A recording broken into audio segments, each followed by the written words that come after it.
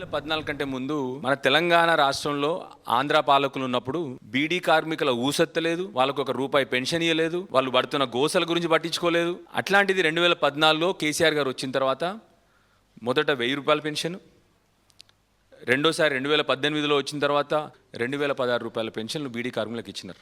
4,26,000 మందికి కేసీఆర్ గారు బీడీ పెన్షన్లు ఇచ్చినారు.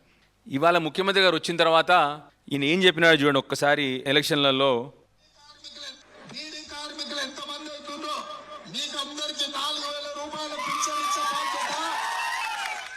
విన్నారా? బీడీ కార్మికులు ఎందరి మంది ఉన్నారా, మీ అందరికీ 4,000 రూపాయలు పెన్షన్ ఇస్తా, ఇది మా సోనియమ్మ ఇచ్చిన వాగ్దానం అంట. 3 సంవత్సరాలు నిండింది. బాధ ఎక్కడవుతా ఉందంటే కనీసం అసెంబ్లీలో ఈ 3 ఏళ్లలో మంత్రులు కానీ ముఖ్యమంత్రి గారు కానీ మా బీడీ కార్మికుల ఊసెత్తలేదు, మేము ప్రశ్నించినా కూడా వాళ్ళ జవాబు కూడా చెప్పలేదు పెన్షన్ల గురించి. ఇవాళ కనీసం ఈ ఫామ్లో వాళ్ళ పేరు కూడా పెట్టలేదు. ఇవాళ గవర్నమెంట్ ఇచ్చిన ఫామ్లో కనీసం బీడీ కార్మికులు మరి వాళ్ళకి అప్లికేషన్ కూడా పెట్టుకునే అర్హత లేకుండా చేసినారు. ఇవాళ కేసీఆర్ గారే 45 లక్షల పెన్షన్లు ఇచ్చినారు.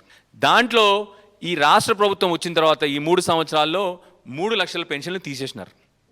అంటే 45 లక్షలు కాస్త 42 లక్షలకు తీసుకొచ్చినారు వీళ్ళు. ఆ 3 లక్షల పెన్షన్లో ఇవాళ 2 లక్షల పెన్షన్లే ఇస్తూ ఉన్నారు వీళ్ళు. మళ్ళీ దానికి మళ్ళీ ఏంది, ఈ అప్లికేషన్ల ఫామ్ నింపుడు, ఈ అప్లికేషన్ ఫామ్ తీసుకోవాలి, వానికో వీనికో 500 రూపాయలు కొట్టాలి, నేను పెన్షన్ ఇప్పిస్తామని నాకు 2,000 ఇవ్వాలి అంటే వాడికో 2,000 ఇవ్వాలి. గతంగా నడుస్తుంది. ఇదంతా కాంగ్రెస్ పార్టీని మామూలుగా కాంగ్రెస్ అనలేదు వాళ్ళు, స్కాముల పార్టీ అంటే కాంగ్రెసే. ఇప్పటికి ఎన్ని అప్లికేషన్ ఫామ్ తీసుకున్నారు?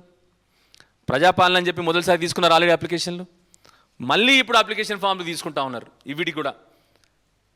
దీనికి ప్రతి చోట నేను పెన్షన్ ఇప్పిస్తానమ్మా అని చెప్పి పైసలు వసూలు దందా మొదలైంది. ఇప్పుడు 1,00,000 మందికి పెన్షన్లకు మీకు అయ్యే ఖర్చు ఎంత అంటే సంవత్సరానికి మొత్తం మీరు అందాల పోటీలో ఖర్చు పెట్టినదే 200 కోట్లు. అందాల పోటీలో ఖర్చు పెట్టినంత కూడా కాదు నా 1,00,000 మంది బీడీ కార్మికులకు ఇవ్వాల్సిన సంవత్సరం కాలంలో. మీరు ఫ్యూచర్ సిటీ పెడుతున్న 1,00,000 కోట్ల ఖర్చుకి మా మొత్తం రాష్ట్రంలో ఉన్న మహిళలందరికీ కూడా వచ్చే 10 సంవత్సరాలు మీరు పెన్షన్లు ఇవ్వచ్చు. మానవీయ కోణం నుంచి ఆలోచన చేయండి, అన్నీ కూడా బిజినెస్ కోణంలో ఆలోచన చేయకండి. 2 సంవత్సరాలు కరోనా వచ్చినా కేసీఆర్ గారు ఒక్కరోజు కూడా వృద్ధులకు పెన్షన్ ఆపలేదు, కిడ్నీ పేషెంట్లకు పెన్షన్ ఆపలేదు, మా బీడీ కార్మికులకు పెన్షన్ ఆపలేదు, ఎవ్వరికీ పెన్షన్ ఆపలేదు కేసీఆర్ గారు. అరే నీకు కొత్త పెన్షన్ నీకు ఇప్పుడు ఏమీ లేదు కదా, కొత్త పెన్షన్ నీకు కష్టమైంది, మానవత్వం లేదు నీకు, అసలు మంచి మనసు లేదు నీకు ముఖ్యమంత్రి గారు. మీకు కేవలం బూతులు, ఆ శుద్ర పూజల చిల్లర మాటలు, ప్రజలకు మంచి చేయాలన్న మాత్రం లేదు. ఏం పోయింది పాపం, పెద్ద మనుషులకు 2,000 రూపాయలు ఇస్తాయి. ఇప్పుడు నువ్వు ఎవ్వరు అడగకు, డిసెంబర్ 9వ కాలం నుంచి 4,000 రూపాయలు ఇందిరమ్మ రాజ్యంలో. ఎన్ని డిసెంబర్లు పోయినా ఇప్పటికీ?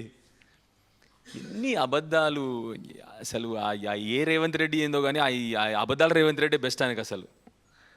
అరాచకము, అబద్ధాలు, ఇంకా అజ్ఞాని కూడా. సారీ, కేసీఆర్ గారు ఆనవాళ్ళు తీసేస్తా అంటే గివేనో పెన్షన్లను తీసేసి ఆయన జేబులు వేసుకుంటాడేమో నాకు అర్థమవుతలేదు. కళ్యాణ లక్ష్మి 12 సంవత్సరాలు నడిచింది. ఎవరో గొప్పోడు ఒకటి పోయి పిటిషన్ ఇస్తారు దాని మీద హైకోర్టులో. పిటిషన్ వేస్తే కనీసం కౌంటర్ కూడా ఇదంట రాష్ట్ర ప్రభుత్వం. నెల రోజుల నుంచి తతంగం నడుస్తుంటే కనీసం కౌంటర్ కూడా రాష్ట్ర ప్రభుత్వం.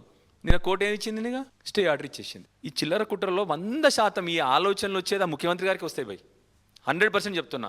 ఈ తతంగం వెనకాలంతా కూడా ఆయనే ఉండుంటాడని చెప్పి. ఎందుకంటే ఈ ఆలోచనలు ఆయనకు తప్ప ఎవ్వరికి రావు. ఈ వికృత చేష్టలు, పిచ్చి ఆలోచనలు, చేతబడులు, ఇవన్నీ ముఖ్యమంత్రి గారికి తప్ప ఇంకెవరికి రావు. నిజంగా చెప్తా ఉన్నాను.